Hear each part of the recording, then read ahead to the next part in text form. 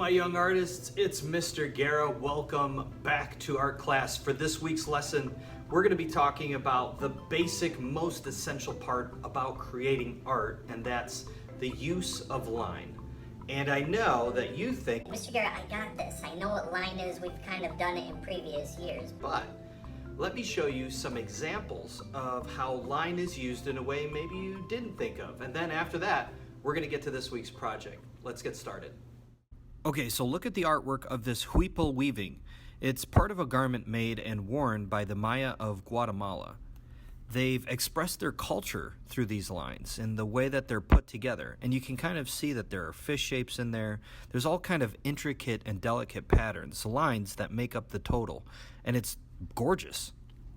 Now check this one out. This is by the famous artist Jackson Pollock. It's called Convergence, and he made it in 1952.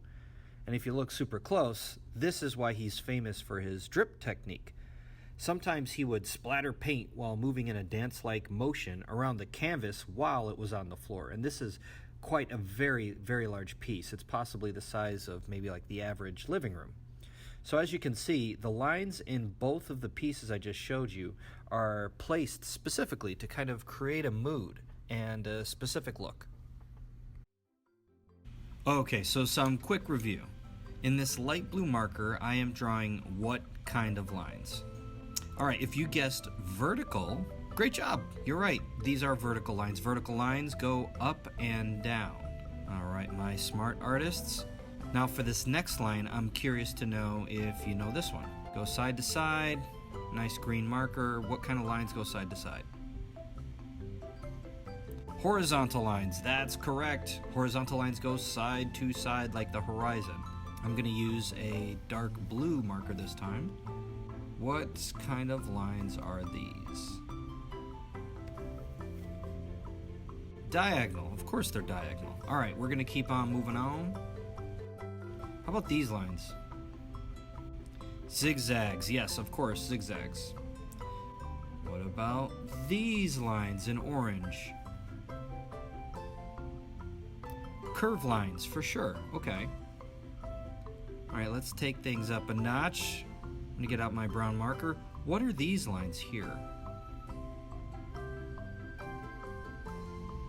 Does anybody remember? These are called bunny ear lines. These still count. Lines can take tons and tons of different kind of shapes and repetitious patterns. So, yeah, bunny ears. What about these ones?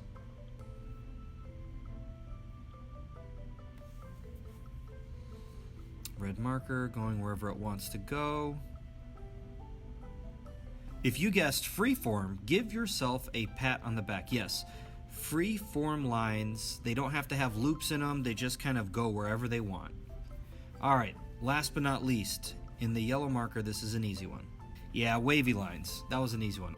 Okay, so normally the art project might be a mixed media collage using different things like string and sticks, to kind of create lines and create a pattern and a unique art piece like this one here. But since we're all working virtually and everybody's at home, I'm in the classroom but I'm by myself, let's go with something a little more interesting and a little more relaxing.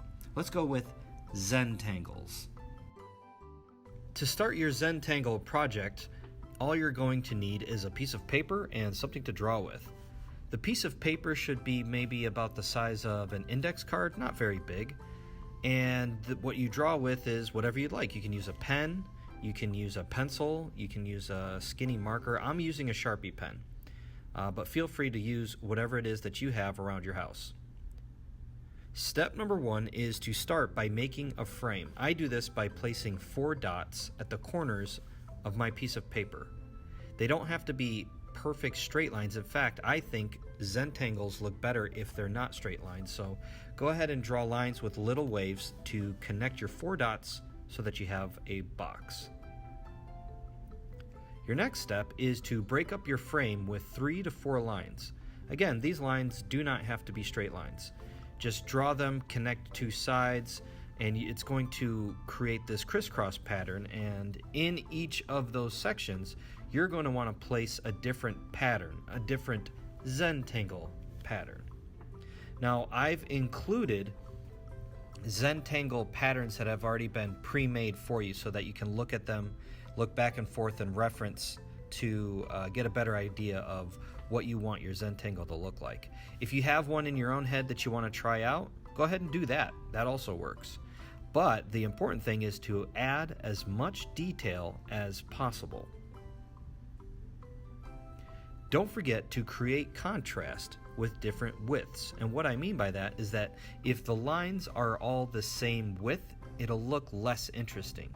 It'll really punch up your Zentangle if you make certain lines thicker and other lines thinner. Well, I hope that you got a lot out of making this Zentangle today. And remember, you can make more than one. You can make them big, you can make them small. Don't forget to put in details. Don't forget to vary the thickness of your lines to really make it pop.